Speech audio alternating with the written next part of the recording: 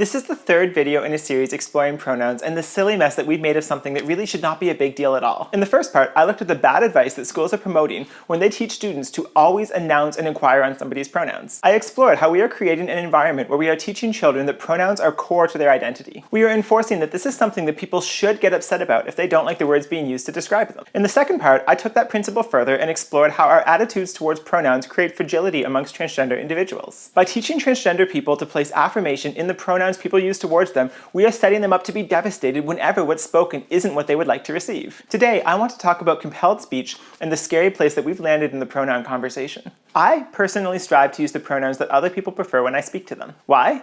Because I don't enjoy making people feel uncomfortable. For me, it's that simple. As I mentioned in part 2, I understand how it feels when you're living in a place where you rely on pronouns for affirmation. I don't think that's a healthy place to live, and I want to support transgender people moving to more stable ground. But forcing undesired pronouns upon someone is not going to fix this for them. Like any mental health concern, they will need to address this for themselves. But as I see it, I have the opportunity to be kind and gentle with my language, and that's the option that I like to choose. But what's key to note is that this is a choice that I make, and in order for it to actually be a choice, I have to have had the ability to make a different choice as well.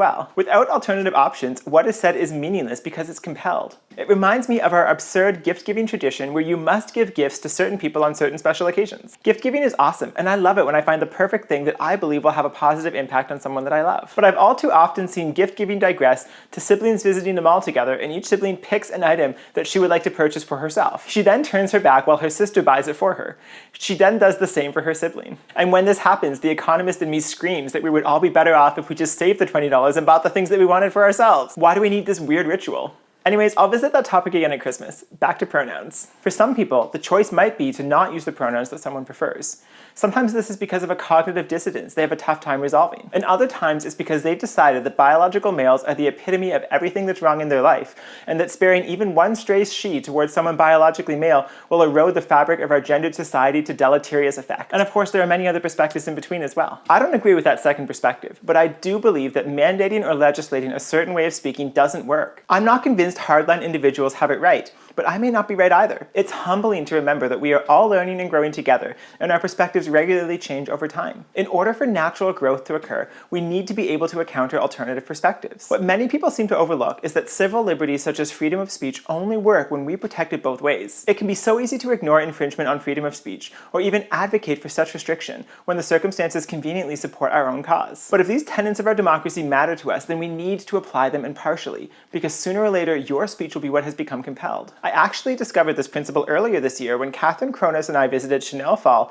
at her house for a podcast discussion. In that conversation, Chanel and Catherine each referred to me as she, her as part of a larger what is a woman conversation. I didn't even notice this when we filmed because none of us care all that much about pronouns. Chanel, Catherine, and I have never discussed how I should be referred. I don't make asks of people to use a particular set of pronouns for me, and they likewise had not asked for my preference. This just happened organically, and it really wasn't a big deal to any of the three of us. But when we released a snippet of the episode, there was a firestorm of backlash against Chanel and Catherine for their choice of language. There was not an insignificant portion of their following who was up in arms that they would dare choose to refer to me, a biological male, as she. Now, I know that for so many of you, this pronoun debate is tantalizing, and I fully expect that the comment thread of this video will, as usual, degrade to a debate on whether Julia should or should not be referred to as she. But the point I really want to make is to highlight that those who argue I can't ever be referred to as she by anyone and choose to police others for selecting that language are creating compelled speech in the exact same way as those who insist I must always be referred to as she. Both of these extremes are compelled, and neither has a place in a liberal democracy. Now, I can't touch compelled speech without briefly mentioning hate,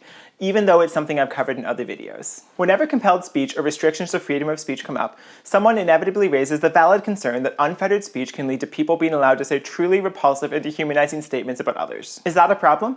Yes. We do need to draw the line at hate. We need a bar to censor truly dehumanizing discourse, but that bar should be high, and it's been made especially low in the gender discussion. See, the critical social justice approach has brought us to a place where certain words are deemed hameful even if uttered, regardless of the context they're being used. I'd mention some of those words here for illustration, but even mentioning them in this contextual discussion may be enough to result in my video being deplatformed. When we behave this way towards words, we give them power by treating them as something more than just language. Individual words are not hateful, but their usage absolutely can be. You can express contempt and disdain with language, and pronouns might be part of that verbal abuse. But it's critical for us to recognize that it's not the pronouns, it's the undertone of the message being delivered. Suggesting that merely selecting a particular pronoun constitutes hate makes people scared to interact with transgender individuals out of a fear of messing up. And when people are uncomfortable, they'll protect themselves and just choose not to engage with people like me at all. We'd be a whole lot better if we stopped focusing on the gotchas of language usage and instead placed effort on condemning the most egregious hate where it does exist. Our gotcha culture reminds me of a police officer who sits in a car on the side of the road in a speed trap, just waiting to catch someone who has veered slightly over the speed limit. Is it helpful for officers to spend their time condemning that well-meaning driver? Meanwhile, someone else is speed racing down the freeway? If we all decided to make pronouns matter a little bit less to ourselves, and also decided to show a little more grace towards others, I think we would all be a lot better off.